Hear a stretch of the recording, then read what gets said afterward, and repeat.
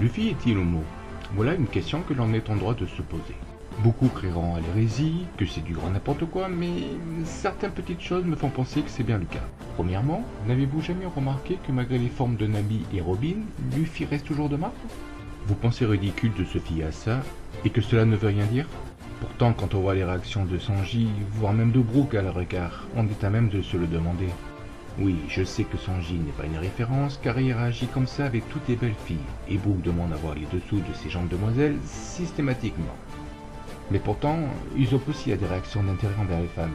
Mais si, rappelez-vous, à sa bandit, lors des retrouvailles entre Nami et lui-même, quand Nami le colle sur sa poitrine, il ne reste pas stoïque et qui lui lance un « toi aussi, tu as bien fleuri ».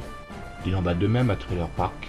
Quand Nami prend sa douche et appelle Chopper et Usopp à l'aide, tous deux la remercient humblement pour cet instant, après l'avoir vue nue. Zoro lui-même sera quelque peu déstabilisé par deux femmes, celle de sa jeunesse, Kuina, et la femme fantôme Perona, qui le feront rougir chacune à leur époque. Sanji, Brook, Usopp et Chopper, qui pourtant est un animal, ont eu à un moment de la série une réaction d'intéressement pour les plastiques de Nami, tout sauf Zoro qui a d'autres vues, et bien sûr Luffy. Ça ne prouve rien? Alors passons aux preuves.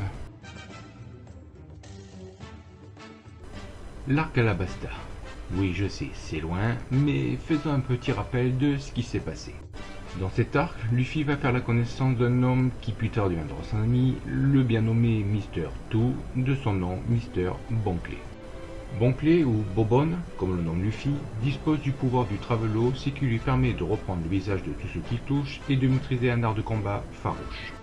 Maintenant, revenons au moment où Bonclé se met à faire le piste devant tout l'équipage de Sunny, et à imiter toutes les personnes qu'il a touchées.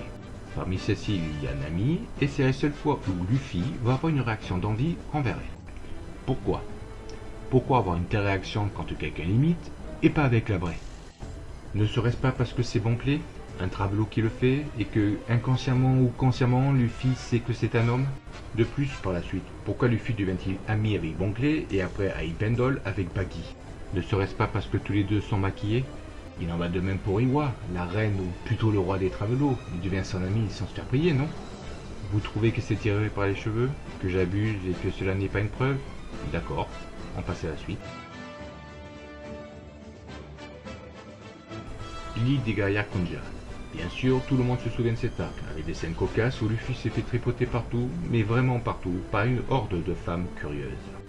Malgré ses palpations, Luffy reste toujours de marbre. Soit, ce sont plus des tirages de peau que des caresses, mais soyons honnêtes, qui resterait stoïque dans ce genre de cas? Vous n'êtes toujours pas convaincu? Bon, on place le plat de résistance alors. La reine Kunja. Toujours sur l'île des Amazones, il existe une femme réputée être la plus belle femme du monde. J'ai nommé Hancock. Non seulement elle est la plus belle d'entre les belles, mais en plus dispose d'un pouvoir permettant de pétrifier tout être vivant tombant sous son charme. Qui du charme elle en a tellement que même les femmes y succombent. Tout le monde sauf Luffy. C'est d'autant plus étonnant que celui-ci la voit pour la première fois dans son bain complètement nu. Et comment réagit Luffy après l'avoir vu dans son plus simple appareil? Il s'en fout, il reste de marbre, à tel point que le pouvoir d'Hancock n'a aucun effet sur lui. En résumé, Luffy se trouve nez à nez avec Hancock complètement nu, la femme la plus belle du monde, et il s'en fout. Cette même femme qui lui demandera plus tard de devenir son mari, et Luffy n'y prêtera aucune attention. Donc pour moi, cela ne fait aucun doute, Luffy est homo, mais cela ne l'empêchera pas de rester celui que l'on connaît, ni sûrement, et on lui souhaite, le futur seigneur des pirates. Cette vidéo est maintenant terminée, j'espère que cette petite théorie vous aura plu, et je vous dis à la prochaine fois pour une nouvelle théorie.